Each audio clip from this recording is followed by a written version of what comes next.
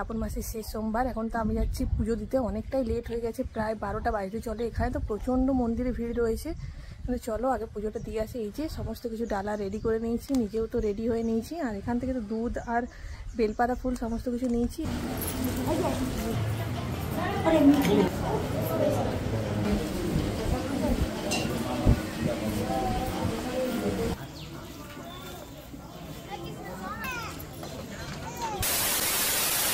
Hello everyone, আবারও আমি তোমাদের সাথে চলে এসেছি ছোট্ট একটা মিনি ব্লগ শেয়ার করার জন্য।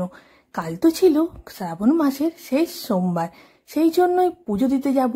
তাড়াতাড়ি করে স্নান টান করে তো একদম রেডি হয়ে নিচ্ছি।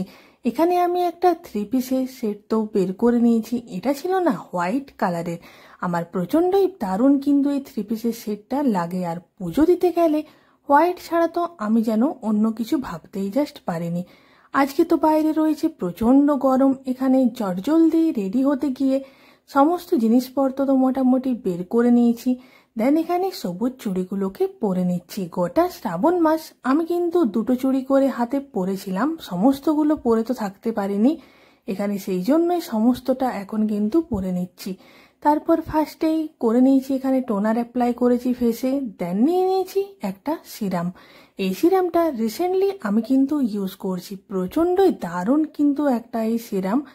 আমি তো এখানে কোনো মেকআপ লুক করব না, মানে মেকআপ কোনো কিছুই কিন্তু অ্যাপ্লাই করব না, জাস্ট সিম্পলভাবেই কিন্তু রেডি হয়ে নিচ্ছি। জাস্ট ফার্স্টেই টোনার অ্যাপ্লাই করেছি, আর কিন্তু কোনো ময়শ্চারাইজারও অ্যাপ্লাই করিনি, ডাইরেক্ট সানস্ক্রিমটা অ্যাপ্লাই করে নিয়েছি। এটা ছিল ডট&কি এর সানস্ক্রিম।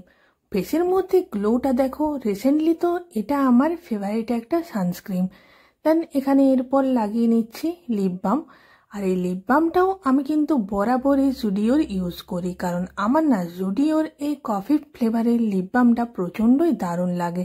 দেখো তোমাদের সাথে কথা বলতে বলতে আমি তো একদমই জাস্ট রেডি হয়ে গেছি।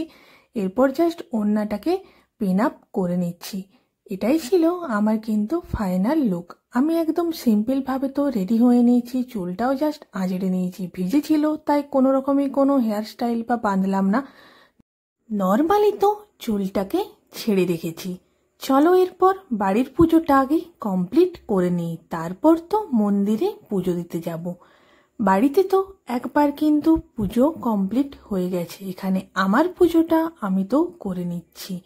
জানো তো শ্রাবণ মাসের প্রথম সোমবার থেকে বা তার আগে থেকে প্রচণ্ড পরিমাণে কিন্তু বৃষ্টি হয়ে চলেছে, কিন্তু আজকে দেখো শ্রাবণ মাসের শেষ সোমবার প্রচণ্ডই কিন্তু রোদ দিয়েছে, বৃষ্টির তো কোনো ঠিক ঠিকানাই নেই। আমার তো বাড়ির পুজো কমপ্লিট হয়ে গেছে, এরপর তো বেরিয়ে পড়েছি মন্দিরে পুজো দিতে যাওয়ার জন্য। এখানে আমি তো নিয়ে নিয়েছি দুধ, বেলপাতা, ফুল, সমস্ত কিছুটা বাবা তো আগেই কিন্তু রেডি করে এনে দিয়েছিল। সমস্তটা নিয়ে তো বেরিয়ে গেছি, আর যাওয়ার পথে ফল আরও যা কিছু পুজো দেওয়ার জন্য লাগে সমস্তটা তো মার্কেট থেকেই নিয়ে নেব। তবে এবারে না আমি অনেকটাই লেট করে কিন্তু পুজো দিতে যাচ্ছি, তাই তো রাস্তাতেও কিন্তু সেরকমভাবে লোকজন নেই। প্রথমে তো আমি অনেকক্ষণ ওয়েট করলাম টোটোর জন্য, কারণ প্রচণ্ড পরিমাণে কিন্তু গরম রয়েছে। অনেকক্ষণ দাঁড়িয়েছিলাম, টোটো তো একটাও জাস্ট পাইনি। যে কটা টোটো আসছিল সমস্তটাতে তো লোকজন ছিল, সেই জন্যই হাঁটতে হাঁটতেই তো আমি পৌঁছে গেছি এখানে ফলের দোকানে। ফলের দোকান থেকে প্রথমেই তো এখানে ফল, তাছাড়াও নিয়ে নিলাম ধূপ, মোমবাতি, সিঁদুর, পৈতে, সমস্তটা কিনা কমপ্লিট হয়ে গেছে। এরপর তো এখান থেকে জাস্ট 2 মিনিট হাঁটলেই তো আমাদের মন্দিরে পৌঁছে যাব। আমাদের এখানে অনেক নতুন নতুন মন্দির কিন্তু হয়েছে, তবে জানো তো এই মন্দিরটা অনেক পুরনো একটা মন্দির। এই মন্দিরের নাম রয়েছে বাবা উমাকান্ত নাথের মন্দির। আর এই মন্দিরটা যেতে গেলে বাজারে মানে মার্কেটের মধ্যে দিয়ে কিন্তু যেতে হয়। এটাই হচ্ছে আমাদের এখানকার সবজি মার্কেট। আজকে যেহেতু হাট রয়েছে সেই জন্য তো আরও অনেক অনেক দোকান কিন্তু বসেছে, না হলে নর্মালি সবজি মার্কেট বলো, মাছের মার্কেট বলো, সমস্তটা তো এখানেই বসে। এটার মধ্যে দিয়েই তো আমাদের এই মন্দিরে যেতে হয়। তবে আমি যেহেতু অনেকটা লেট করে এসেছি, সেই জন্যই সেই রকমভাবে বাজারের মধ্যে এত পরিমাণেও ভিড় কিন্তু থাকেনি। মন্দিরে তো পৌঁছে গেছি, আর মন্দিরে তো এবারে কোনো লাইনও কিন্তু দিতে হয়নি। মন্দির তো অনেকটাই ফাঁকা রয়েছে। আগের বার জানো তো, যখন এরকমভাবে লাইন দিয়ে পুজো দিতে হচ্ছিল, একজন তো সেন্সলেস হয়ে গেছিল এই গরমের জন্য। তবে আজকে ভালোভাবে তো পুজোটা কমপ্লিট করতে পারবো। অন্যবার তো ঠেলাঠেলির মধ্যে কিন্তু পুজোটাকে কমপ্লিট করে নিতে হয়। পুজো দেওয়ার পরেও তো মন্দিরে একদমই দাঁড়িয়ে থাকতে দিত না, কারণ এত পরিমাণে বাইরে ভিড় থাকতো।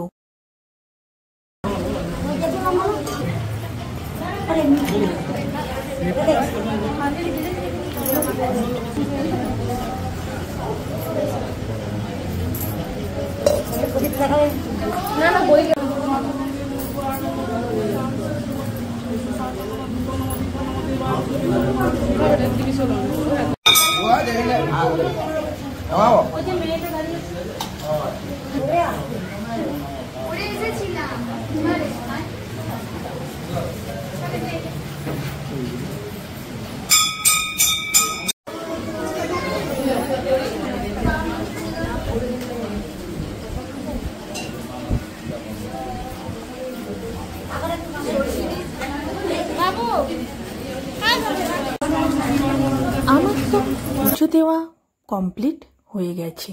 মন্দিরের এক সাইডেই রয়েছে এখানে দেবী দুর্গার ছবি। সেখান থেকেও তো এখানে সকলেই ধূপ মোমবাতি সমস্তটা এখানে জেলে নিলাম। এরপর মন্দির থেকে বেরিয়ে আমাদের মন্দিরের পেছনেই রয়েছে একটা শিলা, যে শিলাতে সকলেই কিন্তু এখানেও কিন্তু জল দেয়, এখানেও ধূপ মোমবাতি সকলেই কিন্তু দেয়। সেখানেই চলে এসেছি ধূপ মোমবাতি সমস্ত কিছুটা জেলে নেওয়ার জন্য। জানো তো, এই মন্দিরটা এত পরিমাণে জাগ্রত, বাইরে থেকে অনেক লোকজন অনেক মানুষ কিন্তু বাবার মাথায় জল ঢালতে আসে। আমি যদি তাড়াতাড়ি আসতাম তোমাদের সাথে অবশ্যই শেয়ার করতাম যে কত পরিমাণে এখানে ভিড় হয়। যেহেতু বেলাটা অনেকটাই বেড়ে গেছে, সেই জন্য ভিড়টা তো অনেকটাই কমে গেছে। মানে প্রায় বেশিরভাগ লোকজনই তো পুজো কমপ্লিট হয়ে গেছে। এখানে আমি তো ভৈরব শিলাকে পুজো করে নিচ্ছি। প্রথমেই এখানে মোমবাতি জেলে নিলাম, দেন ধূপ দেখিয়ে নিলাম, ধূপগুলোকেও ভালোভাবে জেলে এখানে লাগিয়ে দিলাম। এরপর তো ভৈরব শিলার উপরে এই সিঁদুরটাকে দিয়ে দিচ্ছি। দেন সিঁদুরটা সেখান থেকে কাগজে অল্প পরিমাণে মায়ের জন্য নিয়ে নিলাম। চলো, পুজো তো আমার ভালোভাবে কিন্তু কমপ্লিট হয়ে গেছে। একদম মন ভরে অনেকক্ষণ টাইম নিয়ে কিন্তু পুজোটাকে কমপ্লিট করেছি। এরপর তো এখান থেকে বেরিয়ে যাব। তবে মন্দিরটাকে লাস্ট বার একবার প্রণাম করে নিয়ে তো এরপর এখান থেকে চলে যাব। দেন এখন দেখলাম মন্দিরে অনেক পরিমাণে কিন্তু আরও লোকেরা আসছে, মানে আরও বাবার মাথায় জল ঢালতে অনেক ভক্তরা কিন্তু চলে এসছে। আসার সময় আমি তো একদমই টোটো পাইনি, কিন্তু যাওয়ার সময় দেখো কত পরিমাণে এখানে টোটো রয়েছে, সমস্তটাই কিন্তু ফাঁকা। দেন টোটোও তো পেয়ে গেছি। আর বাইরে তো আজকে প্রচণ্ড মারাত্মক গরম রয়েছে, তাই টোটোয় করেই তো বাড়ি ফিরছি। তোমাদের ব্লগ ভালো লাগলে লাইক